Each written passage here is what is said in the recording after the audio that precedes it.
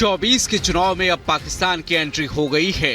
अब तक कांग्रेस के मैनिफेस्टो और मुस्लिम तुष्टीकरण की राजनीति पर बीजेपी सवाल उठा रही थी, लेकिन अब इमरान सरकार में मंत्री रहे फवाद हुसैन ने राहुल की तारीफ क्या की, बीजेपी कांग्रेस से पूछ बैठी आखिर ये रिश्ता क्या कहलाता है।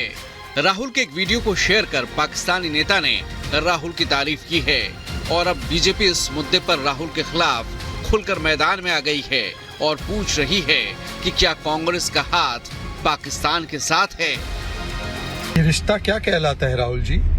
आज तो सब कुछ सामने खुलकर आ गया है। आज पाकिस्तान के बड़े नेता जो मंत्री रहे उनकी सरकार में, वो राहुल गांधी को प्रमोट कर रहे हैं। ऐसे नेता जो भारत के खिलाफ अमूमन जहर उगलते हैं, क्या ये उसका बदला चुका रहे हैं? जो मणिशंकर अय्यर एक बार गए थे पाकिस्तान समर्थन मांगने की मोदी को हटाना है, या अभी जो पाकिस्तान जिंदाबाद के नारे लगाए गए कांग्रेस के जब एक राज्यसभा सांसद चुने गए, या जब भी कोई पाकिस्तान को आतंकवाद पर घेरा जाता है भारत के द्वारा तो क्लीन चिट देने का काम कांग्रेस के नेता करते 26/11 से लेकर पुलवामा तक, समझौता तक। कांग्रेस नेताओं का पाकिस्तान प्रेम यूं तो कोई नई बात नहीं है। पहले भी कई मौकों पर मणिशंकर अय्यर पाकिस्तान की तारीफ कर चुके हैं, पाकिस्तानियों को बड़े दिलवाला बता चुके हैं। अब पाकिस्तानी नेता राहुल के लिए मानो सियासी बैटिंग कर रहे हैं। इससे पहले कांग्रेस के मैनिफेस्टो को लेकर भी बीजेपी ने करारा प्रहार किया था और इसे मुस्लिम लीग का मैनिफेस्टो करार दिया था। खुद पीएम मोदी ने कांग्रेस के मैनिफेस्टो पर क्या कहा था, जरा ये सुन लीजिए। कांग्रेस की मुस्लिम लीगी सोच को देश के सामने रखना चाहता हूं और जब उनका मैनिफेस्टो आया उसी दिन मैंने कह दिया था कि कांग्रेस का मैनिफेस्टो पर मुस्लिम लीग की छाप है। अब बीजेपी पूछ रही है कि आखिर पाकिस्तान चुनाव में राहुल की तारीफ क्यों कर रहा है।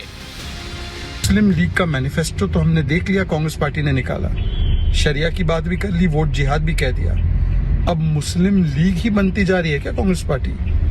वही मुस्लिम लीग जिसने पाकिस्तान को एक प्रकार से जन्म दिया। पाकिस्तान का हाथ कांग्रेस के साथ और कांग्रेस की बात पाकिस्तान के साथ। अब पाकिस्तान भी कांग्रेस को प्रमोट कर रहा है, पाकिस्तान के नेता कांग्रेस को प्रमोट कर रहे हैं। हो सकता है इसलिए क्योंकि 26/11 के बाद पाकिस्तान को मोस्ट फेवर्ड नेशन स्टेटस दिया गया था, उन पर सर्जिकल स्ट्राइक नहीं किया गया।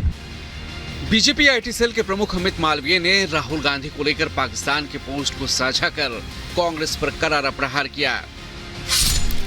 अमित मालवीय ने लिखा कि पाकिस्तान के साथ कांग्रेस का गठबंधन इससे ज्यादा स्पष्ट नहीं हो सकता। इमरान खान कैबिनेट में सूचना एवं प्रसारण मंत्री रहे चौधरी फवाद हुसैन राहुल गांधी को प्रमोट कर रहे हैं। क्या कांग्रेस पाकिस्तान में चुनाव लड़ने की योजना बना रही है? दरअसल पाकिस्तानी नेता ने सोशल मीडिया साइट पर राहुल गांधी का एक वीडियो शेयर किया है, जिसमें राहुल गांधी राम मंदिर के उद्घाटन को लेकर बीजेपी और पीएम मोदी से सवाल पूछते नजर आ रहे हैं। अब देखना होगा कि बीजेपी के प्रहार पर कांग्रेस क्या जवाब देती है। Bureau report, Republic Bharat.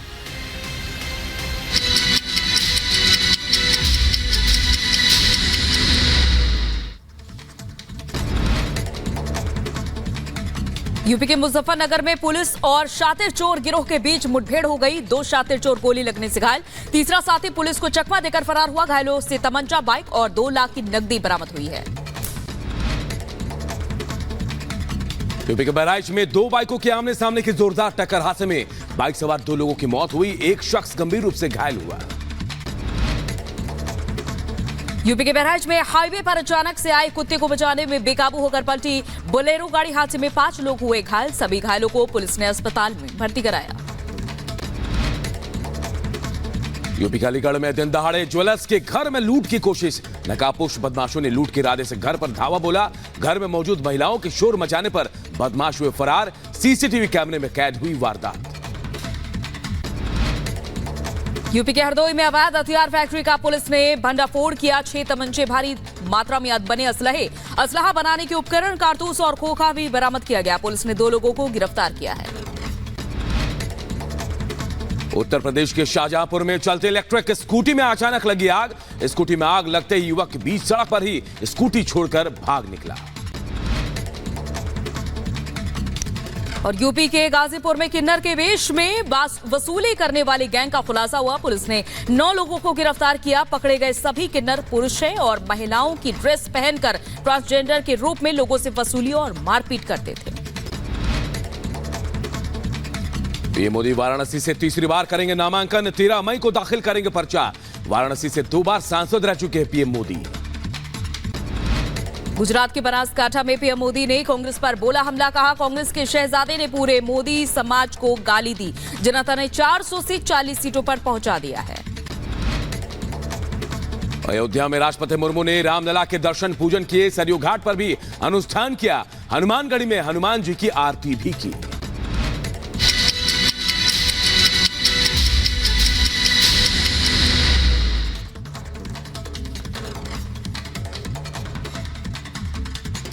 Uttar Pradesh की 3 सीटों पर नामांकन की आखिरी तारीख 3 मई यानी कल है, लेकिन अब तक प्रत्याशियों का पता नहीं है। इनमें से 2 सीटों पर न सिर्फ सबकी नजरें टिकी बल्कि सवाल भी उठ रहे हैं। तो परिवार का गढ़ है और क्या इन्हें डर सता रहा है, इससे जुड़ी एक रिपोर्ट आप सबको दिखाते हैं।